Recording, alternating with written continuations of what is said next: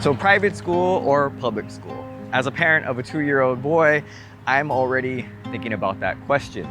And everyone knows that the only way for your child to be successful in Hawaii is if they attend a private school, right? Well, not really. By the way, this is the Hawaii State Department of Education, and I've always wondered how many people who work here send their kids to public school versus private school. I recently read a Civil Beat article where the author was describing her thoughts in sending her son to private school, and as a public school graduate, she felt kind of bad and thought that if she sent her son to a private school, it would just further perpetuate that educational divide that we have here in Hawaii. You know the one that I'm talking about, right? You know, after you find out someone with a punaho, you go, oh, sorry. And ultimately the author decided to send her son to private school, and that's where the conversation ended. And so I thought I'd pick it up, but this time from the perspective of a parent who is probably leaning more towards public school, and I wanted to explain some of my reasons. Now, I can't guarantee that both of my sons will go to public school, but as things are now, chances are pretty likely. And I'm not here to tell anyone what they should do. If they have the means to do it, then they can do it. But maybe they shouldn't. And let me know what you think about this public school versus private school thing in Hawaii in the comments below. And by the way, I'm talking about this from the perspective of someone who attended both. I went to private school in elementary school and went to public for middle and high school. So first things first, let's consider the cost. I know it's very practical and it's a little superficial, but cost does factor in to private school and in thinking about public school. Some tuition for private school in Hawaii costs $25,000 or more, and that's a considerable amount of money when you consider how expensive things are to just live here. Now, the schools do offer financial aid, which helps to make it more affordable for local families. At Punahou, about 24% of the students receive some financial aid, with the average award being about $11,000. And at Iolani, about 25% of students receive financial aid, with the average award being about $12,700. But even if you're paying about half of the tuition, that's still roughly $156,000 over the course of K through 12.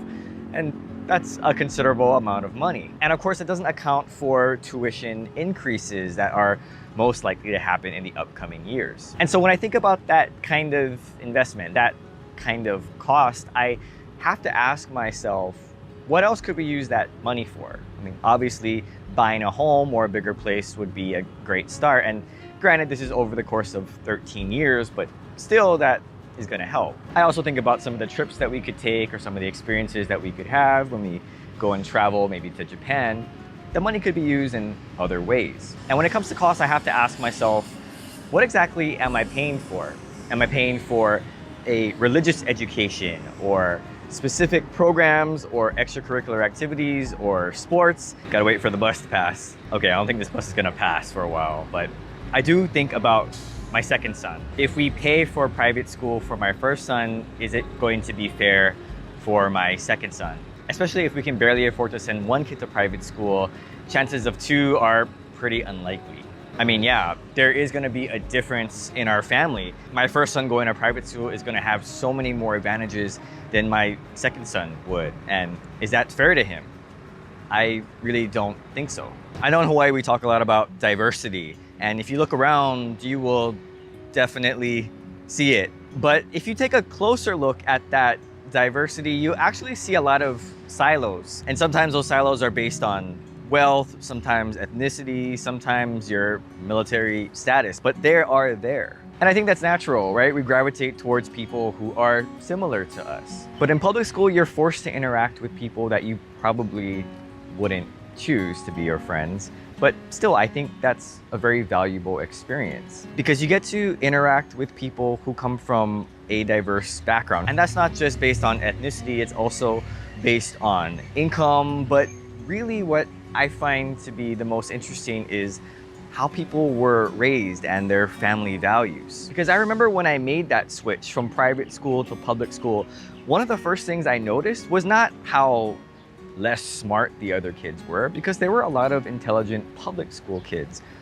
but it was more about how they thought, how they were raised. And looking back, I think that helped to prepare me for what it's like here in Hawaii, where you're going to interact with all kinds of people with different values, with different growing up childhood experiences. Now, I remember there was this one summer when I was still attending private school, and I was forced to go to a public school summer fun at Puahala Elementary. And of course, I knew absolutely no one. That was like the first real time I ever interacted with kids in public school. I'd never seen people look that way or dress that way. A lot of the guys were wearing baggy pants and way oversized t-shirts that were often flipped inside out. And I can admit it now, as a private school kid back then, I was pretty scared. I thought every day I'd get beaten up for some reason. I don't know why, but I just thought that was gonna happen. But I distinctly remember that summer because that was the summer I first heard about rap music. There's no way I would have heard about rap music at my private school. But at public school, rap music was there. And I heard for the first time this group called Bone Thugs-n-Harmony and their song Crossroads. And I couldn't believe the sound.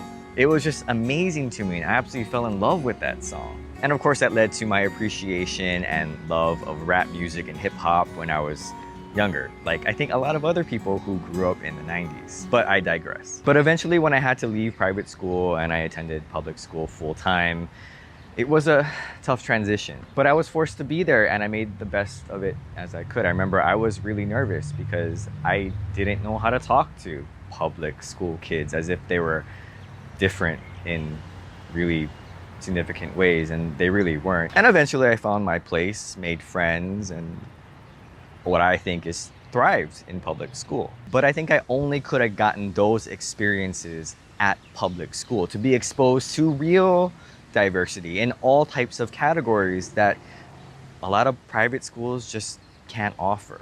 And some people might call that sheltered, but I wouldn't say it's sheltered, it's just different. And the last thing I want to talk about is the principle of it. I don't know if it's just because I went to public school, but I think that decision really comes down to principles.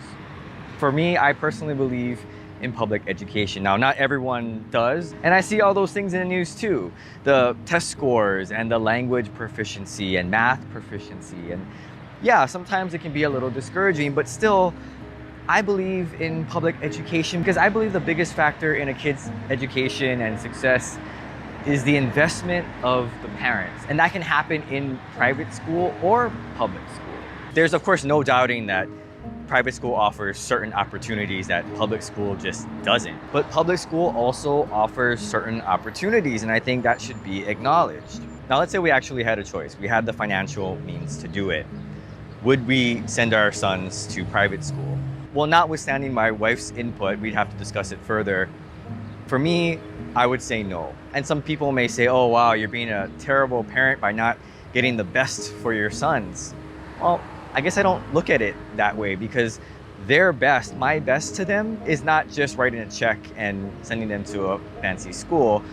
It's how invested am I gonna be in their education each and every day. Now, clearly, if I'm paying $25,000 a year, I'm gonna be pretty invested in their education, but I can still be just as invested in them if I pay nothing or through my taxes. And the thing is, I know myself. I know myself as a dad, and I will believe in my sons and my kids no matter where they go to school.